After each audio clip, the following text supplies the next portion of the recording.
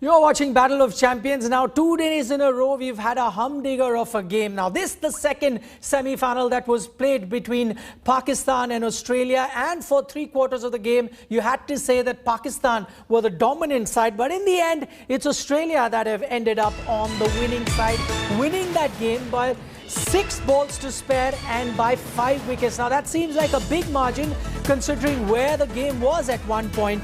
Australia lost a bunch of wickets in those middle overs, and you thought that the target was too far for them from there on to reach, especially when they lost the likes of Glenn Maxwell and Steve Smith and David Warner for 49. But what a partnership there between Marcus Stoinis and Matthew Wade. 40 not out for Marcus Stoinis of just 31 deliveries at a strike rate of 129. But wait for this, and this is really the showstopper. Matthew Wade, the star of the show, 41 runs of, listen to this once again, just 17 deliveries that included 4 fours and an incredible 4 sixes, a strike rate of 241. So Matthew Wade proving to be the game changer for Australia and taking them to their second T20 World Cup final. Remember, they played a final before in 2010. Coincidentally, that was also a World Cup, a T20 World Cup, where they beat Pakistan in the semi-final to reach the final. They played England in the finals that time around, and I'm talking about 11 years ago. This time, once again, they've beaten Pakistan.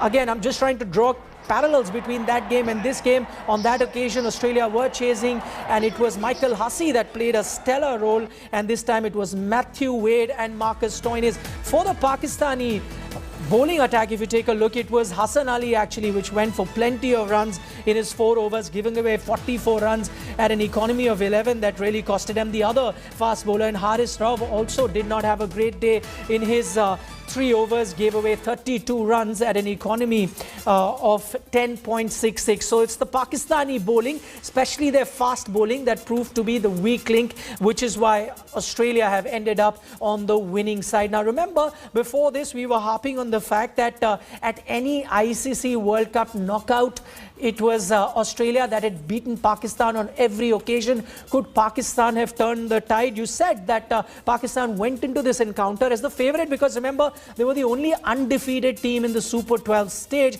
when they reached the semi-final. So clearly they were the favourites in this encounter. Australia, on the other hand, stuttered a bit in this tournament. They had some good games against Sri Lanka, West Indies, 2 games that come to mind. But then against England, they had a thrashing of sort. So you knew that they were stuttering a bit. But I think when the time really came, Australia started to peak. We saw that in the last group game that they played against the West Indies, in which David Warner really fired, and they took that form into a knockout encounter. The other factor that one must consider was the toss. We've seen how important tosses have been at this T20 World Cup. Teams that have chased have ended up on the winning side more often than not, and that was the case once again. We saw it in the first semi-final that was played.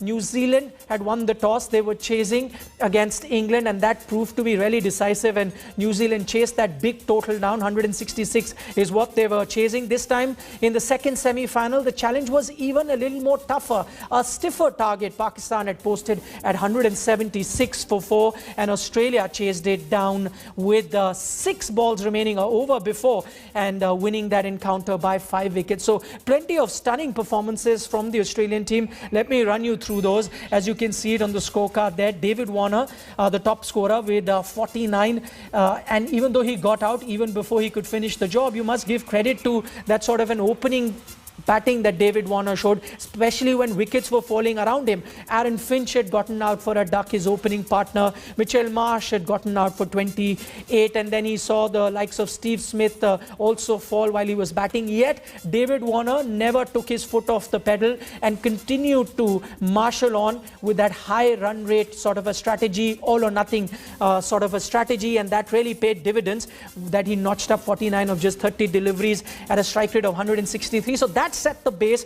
But even then, when it was Matthew Wade and Marcus Stoinis. In fact, when Matthew Wade walked out to bat, Australia still needed close to 80 runs. They had 5 wickets in hand and only about 8 overs or so. In fact, less than 8 overs. So you needed around 11, 12 runs an over.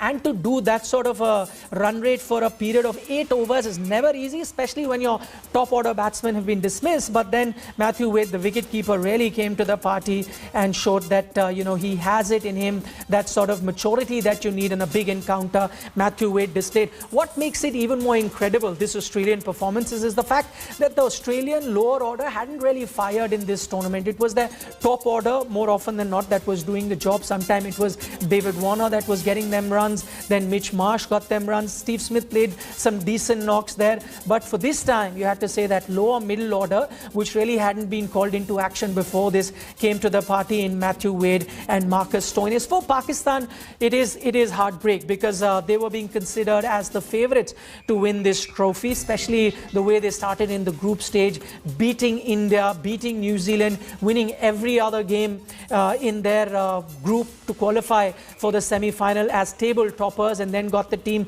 that had finished second in the other group in Australia to play them, a weaker opposition when you compare it between England and Australia. But on the day, Australia have done rather well. It takes you back, as I've been saying, takes you back to that semi-final that these two teams played in a T20 World Cup. That was 11 years ago. Similar situation. Pakistan were dominant for most of the match and they were cruising to victory. But Michael Hussey then came down the order, played a blinder, got 23 runs of that last over by Saeed Ajmal, was on 60 not out. That inning went down in history as one of the finest T20 innings ever played.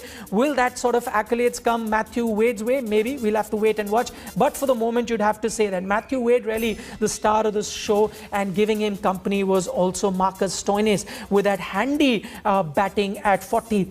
Let's also take a closer look at Australia's performance, what they had done before this. Now, remember, while they were fielding, they went for plenty of runs, and one of the most unusual things that you saw while Australia were fielding, that they dropped a lot of catches, and those catches proved to be very, very expensive, because at one time they dropped Fakhar Zaman, who then went on to get plenty for his team. 55 of 32 deliveries is what Fakhar got, but he had been dropped before that. The other batsman that they dropped, in fact not once but twice, was Mohammad Rizwan. He went on to score 67. So at that time you felt that Australia really were crumbling under pressure, the way they were fielding. And that is something very unusual, not seen very often with an Aussie team. You had the likes of David Warner drop a catch. I can't remember the last time he did so. You had the likes of Steve Smith also drop a catch. Again, sort of a thing that you never see on the cricket field. Those things had happened. At that time, you were beginning to wonder whether this was not going to be Australia's day, because they were playing against their character, against the natural grain of cricket that they usually display, especially when it comes to knockout stages. But when it mattered, they really stepped onto the pedal and showed the performance that they did. It is, remember, Australia's second semi-final at the T20 World Cup. The last time they reached a final of the T20 World Cup was in 2010. At that time, they came against a very, very potent English side that had the likes of Kevin Peterson and couldn't win the title. But let's now show you all the highlights, all the things that I was mentioning, the drop catches by Australia, that stunning counter-attack by the Australian batsmen, some good spell of fast bowling by Shaheen Shah Afridi, and some lusty hitting there by Fakhar Zaman and Mohammad Rizwan. We've got all the highlights for you. Despite losing the toss, Pakistan got off to a good start, with their openers putting together yet another 50-plus stand. While Babar Azam was the aggressor early on, Rizwan played the perfect second fiddle. For 6. Once Babar departed trying to up the ante, Rizwan took the onus to keep pushing the scoring rate. There he goes for that slot sweeping. The wicketkeeper batsman crunched a number of massive blows on his way to yet another 50. And 50 for Mohammad Rizwan, his third of this T20. Fakhar Zaman, who started his innings on a rather sedate manner, then decided to cut loose. Down the ground, has he got enough? He has! Even as Pakistan lost wickets in a flurry at the fag end, Fakhar Zaman's superb 55 off 32 balls propelled the men in green to 176. He's launched that all the way. That is massive. Half a dozen. In contrast to Pakistan, Australia started poorly. Shaheen Shah Afridi's ferocious swing got rid of the Aussie captain for a golden duck.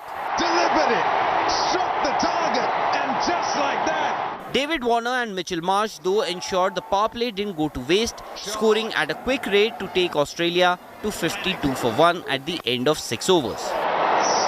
Well, Shadab Khan though struck in his very first over to give some sort of respite from the onslaught. and catch it, or he does. For Australia, Warner was the man making things happen, but at the other end, he lost his third partner in Steve Smith. We wait with bated breath. However, the first ball after the drinks break, Warner was given out caught behind. Many though were surprised why the southpaw didn't review since replays showed he never nicked the ball. Even as Shadab removed Maxwell next, Stoinis and Wade kept Australia in the hunt. That is some catch. Shadab, fourth wicket.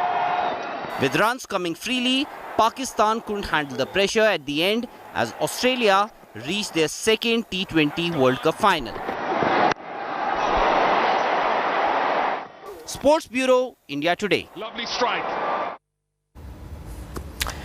What a stunning victory there for Australia. It's going to be a trans-Tasman final when Australia take on New Zealand. And remember, this is going to be a repeat of that 2015 50-over World Cup final. The man of the match for this encounter is, no surprise there, Matthew Wade for his 40-odd not out. And Matthew Wade at the end of that match said that he had a plan against the Pakistani pacers. And what really helped him perform at this level and get those quick-fire over 200 strike rate run was the pace at which the Pakistani bowlers were bowling. 41 not out that Matthew Wade got. He said he used the pace of those fast bowlers, didn't try to hit the ball too hard. Using that pace, tried to hit the ball into gaps, and that's where he got his boundaries, and that is what really helped him do well. Some things that will probably be overlooked in the larger scheme of things, but we are going to mention it. That is Cummins' over. You got to remember that 19th over when Australia were bowling, he just gave away 3 runs. Now, if that over had gone for about 7 or 10 runs, things would have been very, very different. So some small performances you have to keep in mind. Also a drop catch that Hassan Ali had while they were fielding. Things could have changed from there on. But at the end of the day, it was on the day how you performed. Pakistan came here as the undefeated side. Australia had lost earlier in the tournament. But when it really mattered, they stepped up. And this is something that we've seen with Aussie sides of the past as well. Final will be Australia-New Zealand. You'll have all the updates here as we build up to that final. For the moment, that's all that we have for you.